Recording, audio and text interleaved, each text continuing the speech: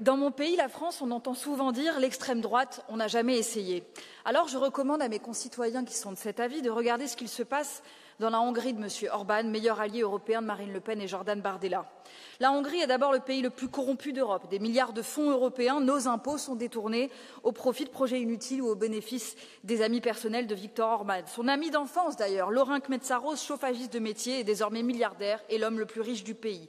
La liberté de la presse a disparu, les chercheurs sont censurés et pourchassés. Qu'en est-il des travailleurs? L'extrême droite hongroise serait-elle au service des plus modestes? Certainement pas.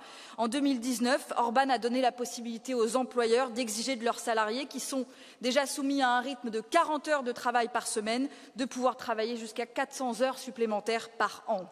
La Hongrie est aussi le cheval de Troie de Vladimir Poutine en Europe et d'ailleurs, elle la prend en exemple quand elle s'attaque aux personnes homosexuelles qui sont continuellement discriminées et pointées du doigt pour ce qu'elles sont, qui n'ont plus le droit au mariage et qui sont même désormais interdites de manifestations et de réunions.